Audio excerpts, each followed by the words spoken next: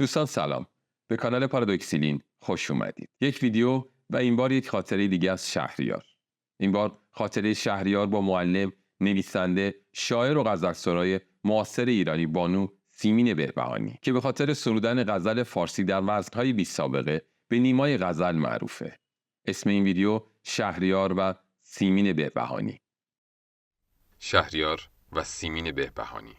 اگر گفته می شود در ایران هیچ صاحب دل و صاحب ذوقی پیدا نمی شود که شاعره بزرگ معاصر بانو سیمین بهبهانی را نشناسد، اغراق نخواهد بود.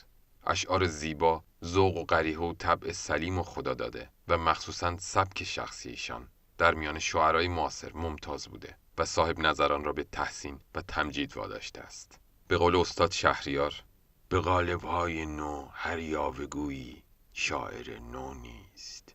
غزل در قالب کهنه هزاران شعر نو دارد. و بالاتر از همه این مواهب، شخصیت بی‌نظیر ایشان که حقیقتاً تمامی ابعاد یک زن و یک مادر خوب را داراست. این شاعره گرانقدر بیش از 40 سال با استاد شهریار آشنایی داشته و در اکثر محافل ادبی و هنری در تهران که با حضور شهریار و سایر اساتید آن زمان تشکیل شد شرکت می‌جسته و از هنر شهریار بهره‌ها می‌برده و فیض‌ها کسب می‌کرده است. سال 1355 استاد شهریار 2 سال است که همسرش را به خاک سپرده و خود بیمارگونه در گوشه‌ای افتاده است. نه خورد و خوابی دارد و نه اختیار سخن گفتن. اعصابش به شدت پریشان است. مدام گریه می‌کند و گاهی این ابیات خود را زمزمه می‌کند. گر جگرسوز بود داغ یتیمی با طفل، پیر زن مرده یتیمیش جگرسوزتر است. همه دلدوز بود داغ عزیزان، لیکن داغ همسر چه خدنگیست که دلدوزتر است. همه گفتند که جانسوز بود ناله نی، ناله من نشنفتند که جانسوزتر است. هر دل اندوخته‌ای دارد از این غم، لیکن شهریار از همه کس باز غم اندوزتر است.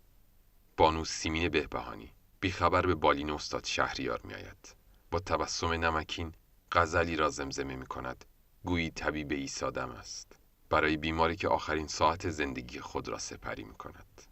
ای با تو درآمیخته چون جان، لعلت گل مرجان زده بر گردنم امشب.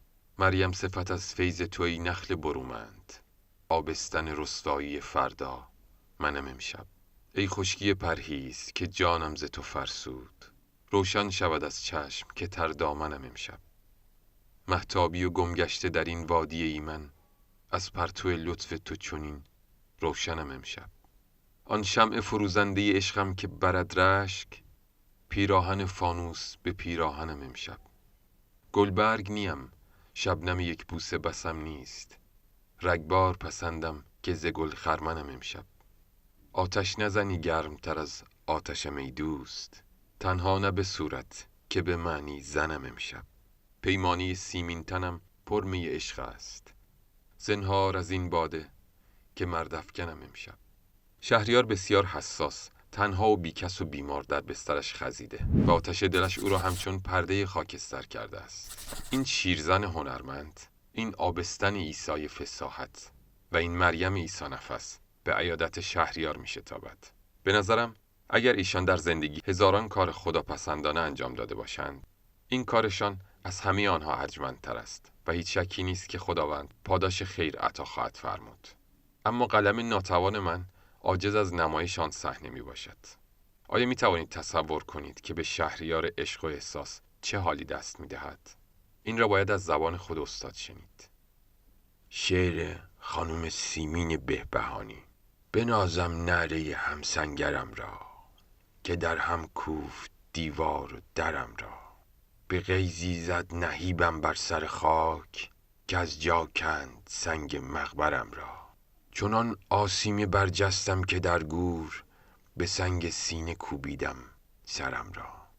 ولی برخاستم با آن دم صور، که بر پا داشت شور محشرم را.